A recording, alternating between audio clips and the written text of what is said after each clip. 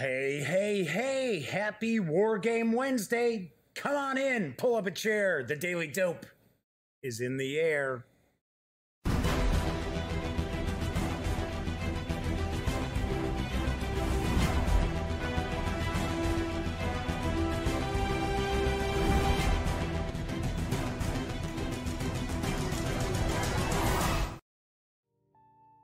Howdy, howdy, howdy, gang. Yes, I'm Jeff McAleer, back once again as your host here at The Daily Dope, presented by thegaminggang.com.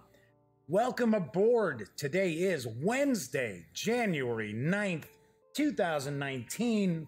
This is episode 225 of The Daily Dope. So, hey, pretty cool. Come on in. Hopefully, got a few people chiming in and tuning in today. If this is your first time popping in to catch the Daily Dope, let me point out it's a very, very casual show. I just kick back, talk a bit about tabletop gaming, sometimes a little bit of geek culture. Nothing too serious because it's not brain surgery. You know, no one's gonna die if I get something wrong about a game. So, do want to point out, this is a live stream. I know a vast majority of people will watch this after the fact. But if you are watching live on YouTube, there is chat available. It is not on screen. It's one of the ways that I keep some of the stranger commenters at bay. But I do pay attention to the chat. So if you want to say hello, or if you have a question, or maybe you'd like to find something out about the Dark Sands, which is what I'm going to be unboxing and taking a first look at tonight, by all means, chime in and I will respond. So, got a little bit of news today, not a ton of news. So, I'm going to jump into that in just a couple of moments. Do want to point out, if this is your first time visiting, if you like the video, please give it a thumbs up. If you happen to check out some of the videos and you like it, by all means, please subscribe to the channel as well. So, do want to point out, too, if you are not a fan of the tabletop gaming news that I share every day, it's no big deal. Just take a look in the show notes below, and there are time codes, there are time stamps. You can skip right on past the news.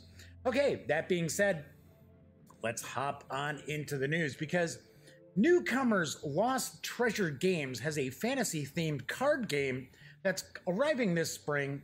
Looks pretty interesting. I gotta admit, I think the artwork looks pretty cool. And I've got the dope on War of Supremacy. The world of Malor, I'm taking a guess that's how it's supposed to be pronounced, filled with mythical races, breathtaking lands, amazing creatures, and mesmerizing magic, is being torn apart. The gods, who were once, long ago, working in unity to bring the world together, are now competing and fighting with each other for world control. Isn't that normally what gods do? Gods don't usually get along too well. You, as one of the newer gods, must strategically use your acquired creatures and spells to win the territories all gods are desperately fighting for. Take what is yours. Take what you deserve. Complete and utter supremacy. As you can tell, this is a family game for the kids and grandma to get together and play. Nah, doubt it. War of Supremacy is a free-for-all King of the Hill style fantasy card game in which all players are fighting over a centralized territory, a battleground that all players want to claim as their own. If a player gains control of enough territories, they will control enough of the world to win the game, with all players fighting territory. If a player manages to defeat the defending creatures, they take control, placing all their creatures used in the attack into defense. That player will then become the defender. If a player manages to defend against all opponents, they win the territory and take it as a victory point. Players can also win a territory by building up enough score in their attack or defense to win outright before others get a chance. Players can combine creatures with spell cards that offer a wide range of game-changing. Players ages 13 and up, plays in around 30 minutes, and will carry an MSRP of $39.99 when it arrives in April. As I pointed out, really think the artwork looks pretty cool. Fantasy kind of card game. I know right away everybody's going to be thinking, oh yeah, Magic the Gathering. Yeah, of course. Don't think so. Number one, you can have up to 5 players playing. Now, there is an image that I'm sharing that kind of shows like a play mat almost. Somebody's playing on that mat. I am not sure. I don't know. Gotta be very honest, I am not familiar with Lost Treasure Games whatsoever. I believe this is their first game, and I do think that this was successfully kickstarted. But does look pretty cool. So if you are into fantasy card games, I know I am, by all means, you may want to check this out. Do want to point out, role players out there are going to want to take a peek at a special PDF bundle that's available from Gallant Knight Games, and it's for their Tiny Dungeon 2nd Edition. And I've got the dope. Tiny Dungeon 2nd Edition is the newest iteration of the minimalist fantasy role-playing game, powered by the Tiny D6 engine with streamlined mechanics that utilize only 1 to 3 single 6-sided dice on every action, characters that can be written on a 3x5 note card, and easy to understand and teach rules. Tiny Dungeon 2E is great for all groups, ages, and experience levels. Included are over a dozen lightly detailed settings written by some of the best authors out there. These micro settings are lightweight, open-ended, and designed to be inspirational for your games and provide a fast, easy jumping point for your campaign. Shouldn't that be jumping on point? Covering a wide selection of fantasy genres and ideas, there's something for everyone in Tiny Dungeon 2E. And if I remember correctly, I think there's like 15 or 20 of these micro settings that are in the core game. Anyway, so grab some dice, some pencils, some friends, definitely get some friends, and get ready for some minimalist, straightforward fantasy role-playing. This special PDF bundle does include the 2nd edition rules, a bestiary deck, a treasure deck, the player's guide, as well as the Destiny of Tides campaign setting book. Remember, these are all in PDF. All told, it's about $50 worth of PDFs for $14.99, and it's available right now from my friends over at Drive-Thru RPG. As I had pointed out yesterday, I was talking about how over at the Drive-Thru RPG site, there is a new year, new game sale it's on. It's the same thing. It happens every year. They always do this. There are thousands upon thousands of PDFs that are on sale. There are some cool bundles. This is one of them. I reviewed the core book, the PDF for Tiny Dungeon 2nd Edition. Gosh, I think that was last spring? Maybe it was even last winter. Last year. And it's really cool. I really enjoyed it. I think it's a perfect introductory role-playing game for people who don't have any background playing RPGs. It's great for the kids. Really liked it. And you get some goodies here. So not a bad deal for this bundle for $15. I think normally the core rule book's about $10. So right there, you're getting a pretty sweet deal. Also want to point out, there's also a New Year, new campaign sale that's going on over at Dungeon Masters Guild, or I should say DM's Guild is what it's called. It's another one of the one bookshelf websites out there. And once again, you can save quite a bit. It's about 20 to 30% off is what I'm seeing on these sale items. And get some pretty cool 5e stuff. Do want to point out, whenever I'm mentioning drive-through sites, yes, the Gaming Gang and thus the Daily Dope are affiliates of the drive-through site. So if you are going to swing over to, say, Drive-Thru RPG, please stop by thegaminggang.com first, click on one of our banners, and if you make a purchase, I get a little piece of the pie, little piece. Sometimes it's like 10 cents, 25 cents. But I keep telling everybody, and I know people are probably super tired of hearing this, but all that adds up. And I swear, usually it pays for our hosting every month for thegaminggang.com. And we don't have cheapo hosting. So pretty sweet, pretty cool. All right, so it's Wednesday. It's Wargame Wednesday. I'm going to be looking at the Dark Sands in just a few moments. How about some wargaming news, eh? Because Compass Games is shipping their latest wargame, and this time out it's Pacific Tide, the United States versus Japan, 1941 to 1945, and I've got the dope.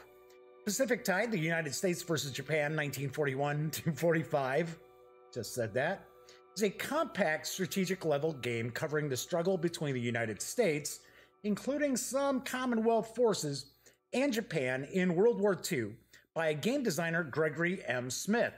This game utilizes a unique and fast-paced card-driven combat build system revolving around carrier operations, which will provide players with a multitude of decisions. While extremely competitive as a two-player game, Pacific Tide can be enjoyed again and again in solitaire play format with its unique personality-driven bot system.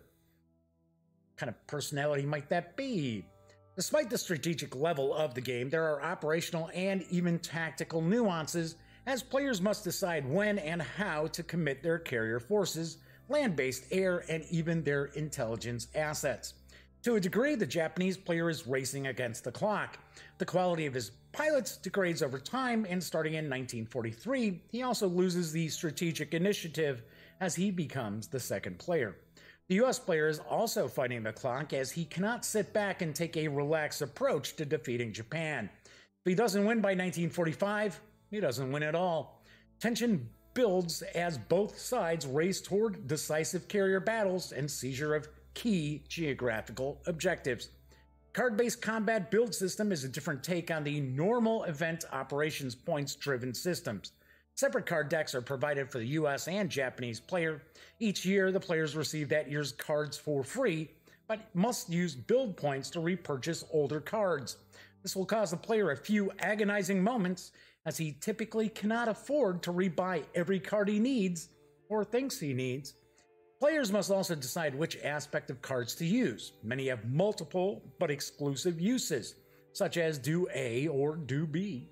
And these uses sometimes give very different results based on operational or strategic needs at the time.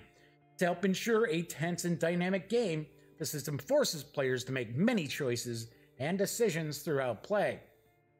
Pacific Tide is for two players, plays in around 2 to 4 hours, and does carry an MSRP of $59. But do want to point out, you can score the game right now at a discounted price of $42. And I do believe it's shipping right now, or it's shipping pretty soon. All right, so I want to point out, so Paul Nolan is popping in. Good evening.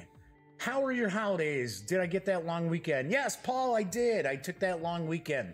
So that was pretty sweet. That was pretty cool. And I hope you're having a great evening as well. My holidays have been pretty good. Got to point out, got to do something about the weight. I've got to do something about the weight. I have actually been doing my cardiovascular rehab because I know, I'm sure there's some folks out there who don't realize I had a near fatal heart attack back in March of last year. And I'm up to like 230 pounds because I quit smoking after 35 years of smoking. So that has not been easy. So yeah, well, hey, I got to admit, there are folks out there I know that they quit smoking and they put on like 100 pounds. So I guess I'm not feeling too bad about the 15 pounds, but got to shave it off. But yeah, hey, thanks for chiming in, Paul, and welcome aboard. Kick back and relax. All right, so my last news piece is from my friends over at Flying Pig Games, because yes, they finally are taking pre-orders for Platoon Commander Deluxe Kursk, and I've got the dope. Kursk, many historians believe it was the turning point of World War II. Kursk, witness to the largest tank battle of the entire war. Kursk, the end of the myth of German invincibility. Kursk, the captain of the USS Enterprise. Oh wait, no, that's Kirk. Sorry. Just one hell of a lot of fun to game with 1-inch square cardboard counters representing platoons of infantry and tanks and batteries of anti-tank guns, mortars, and stuff. And that is what you get with Platoon Commander Deluxe Kursk. Platoon Commander Deluxe Kursk PCDK is a big box mounted map, large counter, visually appealing game. Each game includes 2 mounted 22-inch by 17-inch geomorphic maps and 4 sheets of thick, as in 2mm thick. Wow, these counters are so easy to pick up thick. Why haven't Wargames been like this forever thick? 1-inch square counters. There are Tiger tanks, Panther tanks, MK4 tanks. There are T-34-76 tanks, KV-1 tanks, Su-152 assault guns, infantry, rifle, guards, pioneers, submachine gun, mortar batteries, Stukas, IL-2s, and more. It's a system that grognards and newbies alike can enjoy. The counters are large, easy to read, and beautifully illustrated. There's no jungle. There's no jungle of numbers. Okay. You know, it's Mark H. Walker writing the copy for this. You know it. You know this. Especially with talking about the thick counters. Anyway, there is no jungle. I would have thought jumble. But there is no jungle of numbers to wade through. The range at which a unit can fire is indicated by the color of the placard badge behind the attack factor. Although gamers need not fiddle with unit facing, simple rules account for flanking fire, and infantry isn't forgotten either. Platoon Commander Deluxe uses a unique system in which infantry assaults from adjacent hexes, allowing commanders to concentrate overwhelming force at a critical point and even conduct flank attacks. And woe be to the Tiger platoon caught unsupported in the midst of a city by a horde of Russian riflemen. Platoon Commander Deluxe Kursk is for 2 players. Wish I had more info about the age range and the play times. I assume it's usually 13, 14 or up on most wargame titles. Playtime, I'm assuming, because I have not seen this up close and personal, I would assume that we've got a variety of scenarios, even though it is basically the one main battle. There were different subsets of that. I would take a guess we might have like anywhere from 6 to 8 different scenarios. So probably playtime 2 to 4 hours, maybe a lot longer if you're playing the whole battle. But I do want to point out the game does carry an MSRP of $100. But right now you can pre-order and score the title for $75, 25% off. Pretty cool, pretty sweet. I am not familiar with the Platoon Commander system. I believe Platoon Commander is through Tiny Battle Publishing. So those are like the smaller, well, not necessarily really small, but they tend to be kind of like Ziploc games. And I think they're a blast. I really like them. There's a few that I need to reach out to Mark to take a peek at. But I believe Platoon Commander is through Tiny Battle Publishing because it's even on the cover of the game. But this deluxe edition is through Flying Pig Games. So just to point that out, don't be going over to the Tiny Battle website looking to order it. It's over on the Flying Pig Games website. It's pretty sweet. It is in pre-order. I'm not sure when it's going to be shipping. If I know Mark, I'm sure it's pretty soon. Okay, so that is it for the news tonight. So I'm going to jump into my unboxing and first look in just a minute. Just wanted to point out what's coming up on future episodes. So tomorrow, Thursday, everybody knows I love RPGs. I love talking about RPGs on Thursdays. So on tomorrow's show, I am going to be reviewing Warhammer Fantasy Roleplay 4th Edition from my friends over at Cubicle 7 Entertainment. Wow, it's dry down here again tonight, and it's cold. It has gotten really cold in the Chicago area. It is not nice like it was the past few days. Past few days, I was like, wow, it's like 40 degrees and it's January. This is awesome. Not anymore. Now with the wind, it's like 0. Ugh, I hate the cold. Anyway, so I'll be reviewing Warhammer Fantasy Roleplay 4th Edition from my friends over at Cubicle 7 Entertainment. and Games Workshop. So that's on tomorrow's show. Friday's show, I am going to be doing an unboxing, taking a first look at a game and a company I am not familiar with at all. Master of Wills, which is from Stormcrest Games. Once again, not something I'm familiar with. This looks kind of interesting though, and it's you know, slim box, but it's got some heft to it. And we'll show off the back of the box a little bit. This looks to be kind of a cyberpunk science fiction, almost even maybe a little superhero-ish game of balancing power. So that looks kind of neat. So that is on Friday's show. Then on Monday's show, I've got stuff stacked up all over the place here. On Monday's show, I will be reviewing the second edition of Nemo's War. Yes, Nemo's War from Victory Point Games. Been having fun with this. I was supposed to actually review this on Monday, but then the internet was out over here for most of the day. So there was no show this past Monday night. So I am going to save this for next Monday, and I will be going, I'll actually probably do a bit of a how to play and review it as well.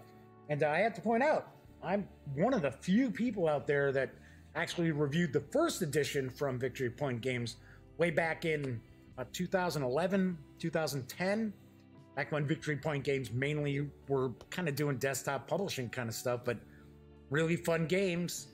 Components just weren't like fantastic.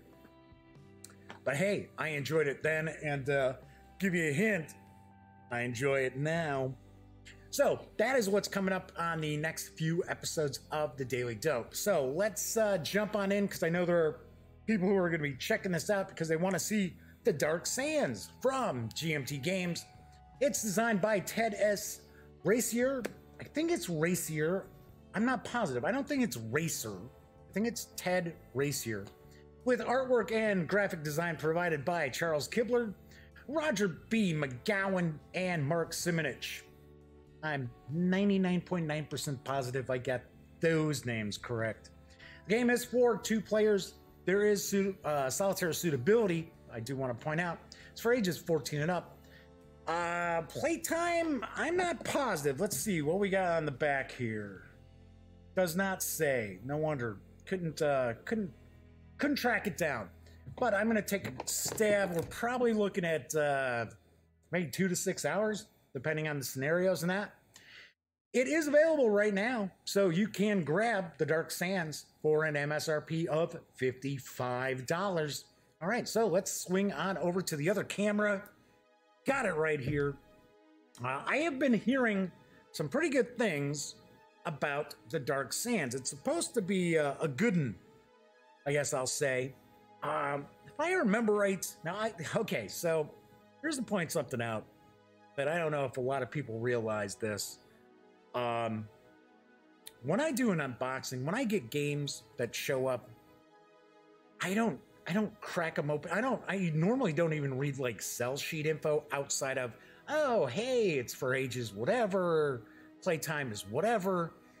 I like to be surprised when I look at this stuff. So when I take a guess at things, I really am guessing. I'm not pretending that I don't know something. I really don't. So I was going to point out, I think, now, when we take a look at the back, it might even say this. I don't know. I think this is the same system that Ted Racier, or Racer? I don't know. Ted. I think this is the same design for, is that the Dark Valley? I think it was a Dark Valley that he did. Let's see, anything on the back here? No, I don't think so. All right, so let's read some of the text back here.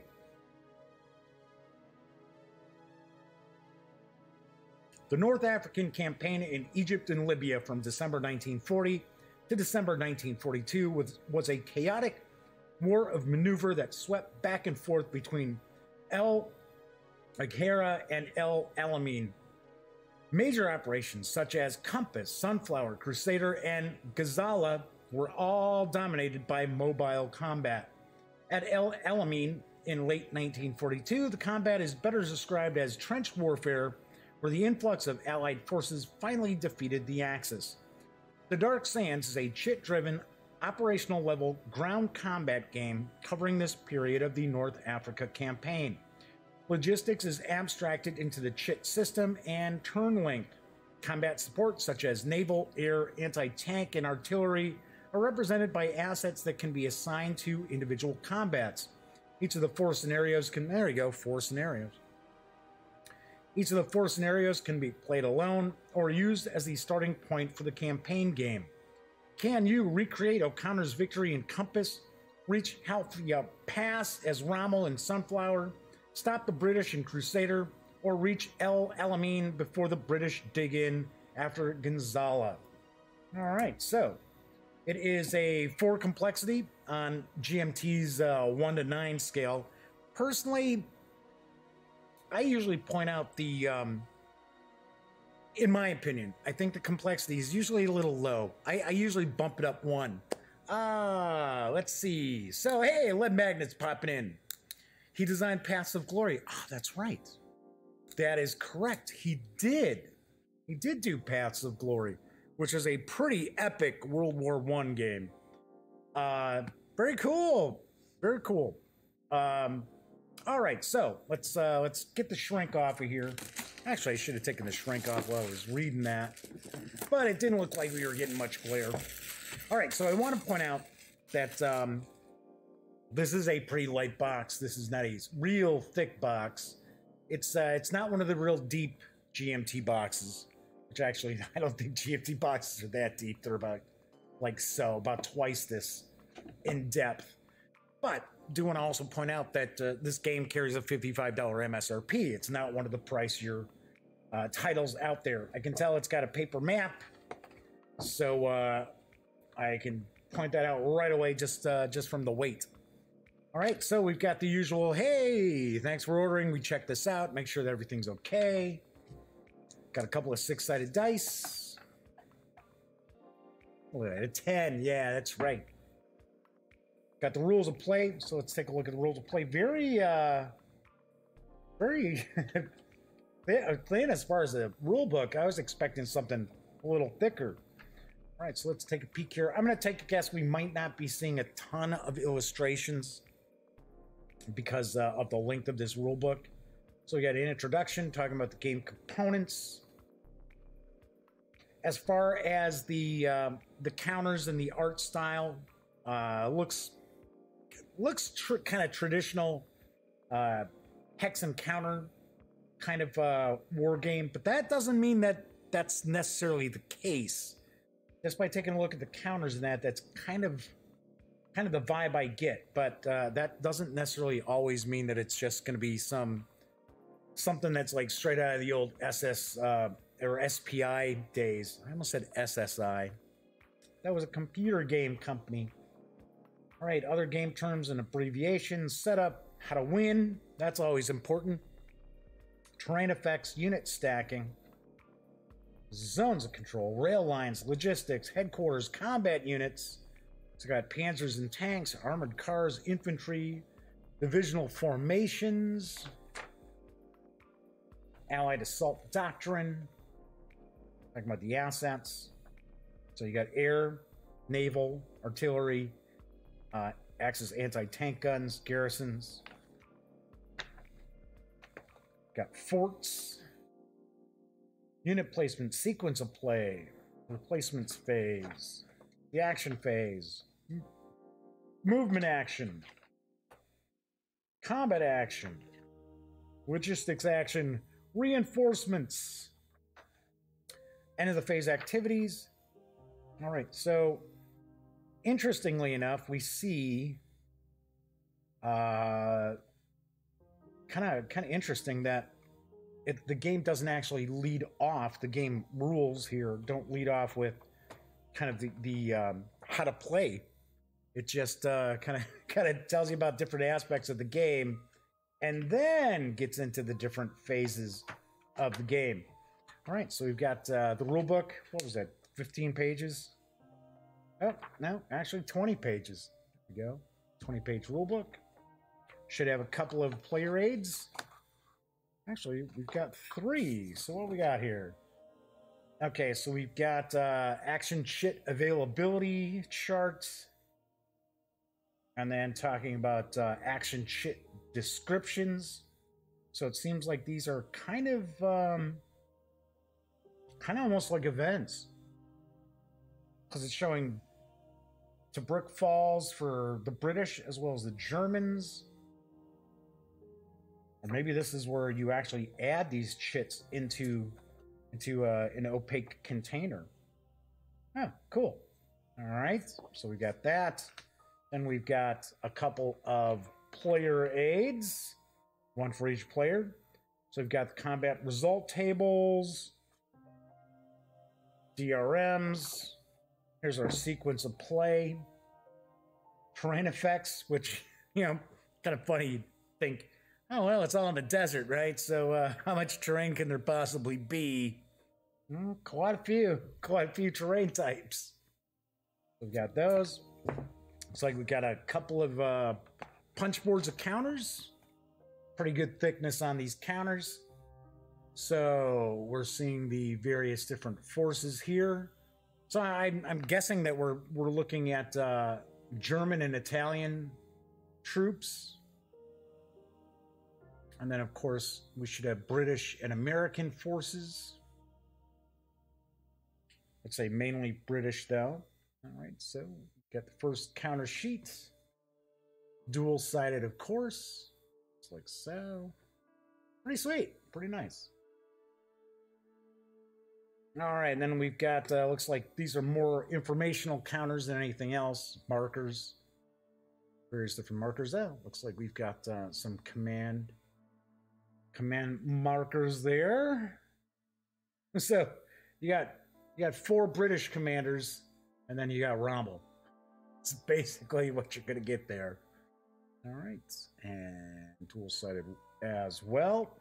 Got some baggies, the handy-dandy GMT baggies for your counters when you punch them. And let's take a look at the map. I'm gonna move some of this stuff out of the way real quick. See how much of this map we're gonna be able to get out here. Aha, cool, we got a playbook. I was a little concerned we might not have a playbook here, but there we go. So we're gonna take a look at that in just a sec. Looks like we've got 2 maps, and it looked as if this was kind of broken up into different areas. So let's take a look here. Okay, so we've got the east map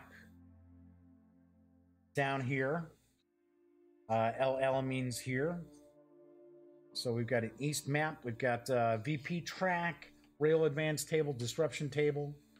Not exactly sure what this little diagram here for the Axis and the allies are there. So we've got turn record track, the action shit record track. Looks like we've got reinforcements, maybe? Maybe this is the units are reinforcements or units that are becoming available each turn. We got a sequence of play here. So this is one of the maps. This is the first map. So it looks as if you need to play with both maps.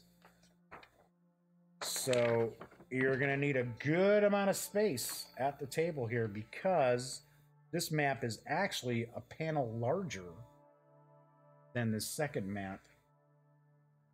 Well, wait a second. Maybe not. Okay, so this is weird. So so maybe... Right, so this is the center map. So we got the center map connects here. So we got the center map connecting there. So if you're playing a scenario that you're utilizing, let me push this up a little bit. If you're utilizing a scenario that's going to be in Libya and part of Egypt here, then you might need to actually connect both these together. Although, this is kind of weird. They don't line up. Yeah, they do. Okay, now they do. I was gonna say, wait a second, what's going on here? How come these aren't lining up right? I was looking at the hex numbers, basically. So, but no, they line up. Okay, no, maybe not. They don't. Okay, so this is kind of weird because the hex numbers, I could see if there's if you're supposed to kind of like overlap it, right? Maybe if you're overlapping here. Yeah, I guess that's what you're supposed to do. You're supposed to overlap them. Okay, probably like so.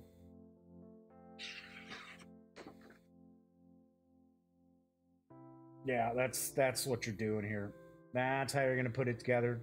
So, of course, for those of you out there who have the plexiglass or the plastic that you lay on top of your paper maps, yeah, it'll be a perfect time to be busting that out for this. But so we see that this map here is quite a bit larger. Yeah, it looks like, honestly, you would have to use both these maps because your victory point tracker and everything is on this other map behind it. So we've got the one scenario, well, one area map here. We've got a second area map that actually carries over to the other map. Has some terrain effects on this as well. The terrain key down below.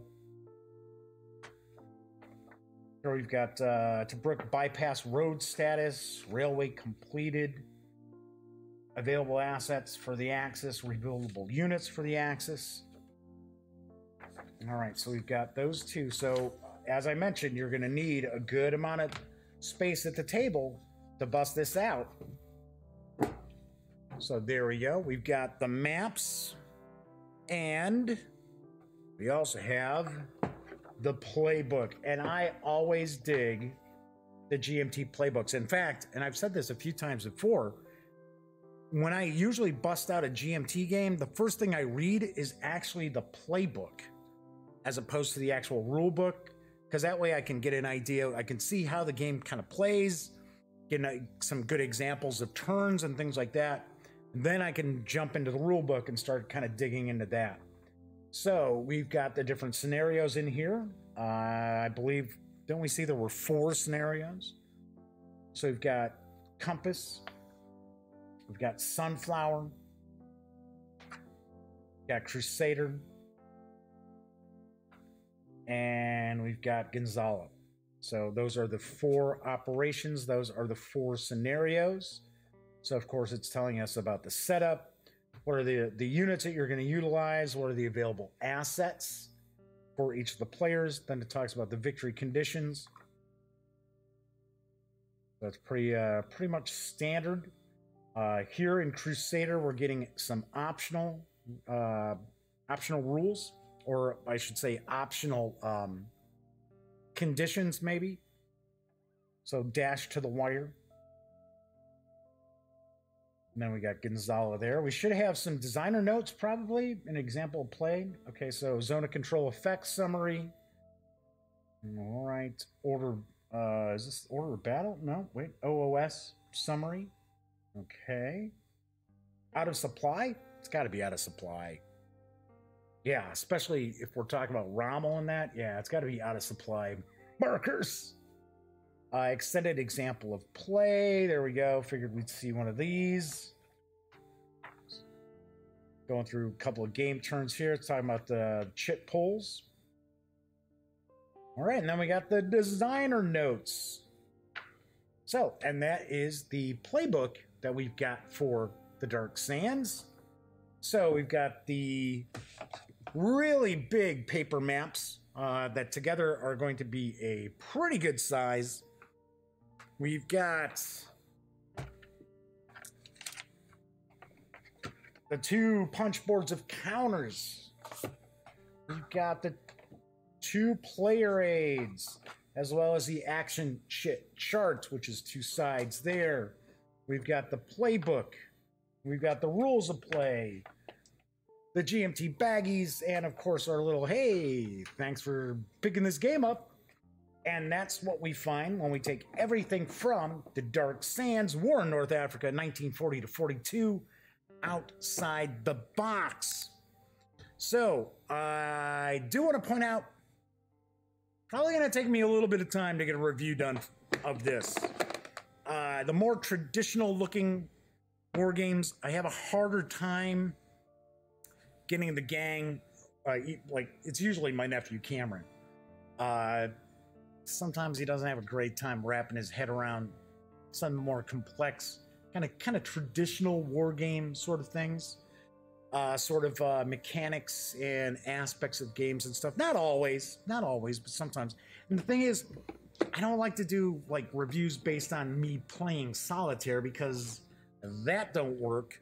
Although it does have a very high solitaire suitability for the Dark Sands. So, but I will have a review in the very near future. It's probably going to take about a month. That's usually what'll happen because sometimes I'll have to wait till I meet up with my best friend Elliot Miller over at voiceofe.com, who used to be part of the gaming gang as well. And sometimes what I do is I actually scan the rules and send them over to him so I can take a peek. So anyway, looks like we got a few dropped frames again tonight. Jeez, I don't know what's going on. That is weird. I don't know. Didn't have any issues with that prior. And I haven't changed anything as far as the kilobits per second or anything like that. So kind of weird. I might have to tweak that a little bit. Doesn't look too bad. It just looks like just a few dropped frames. So anyway, that is it for tonight's show. As I mentioned, on tomorrow's show, I will be, of course, I put everything else on top of it. I'll be reviewing Warhammer Fantasy Roleplay 4th edition from my pals over at Cubicle 7 Entertainment and Games Workshop.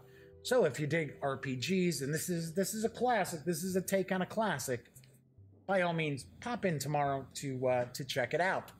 Anyway, as I like to say, when you're not watching videos on the Gaming Gang channel, of which there are now over 500, wow. But I don't know, I guess it shouldn't be that impressive because I'm in my 9th year, but still, over 500 videos, that's not too shabby. But anyway, when you're not watching videos on the Gaming Gang channel, be sure to visit gaminggang.com for all the latest in gaming news, reviews, comics, movies, TV. By now you know the drill. Get your geek on at thegaminggang.com, of which I just did a redesign just the other night. So a little bit of different look. It hadn't changed much in 2 years, so I thought, I'll kind of spice this up a little. All right, so once again, I'm Jeff McAleer. I will be back tomorrow. Until then, enjoy the rest of your Wednesday, and of course, thank you very much for watching.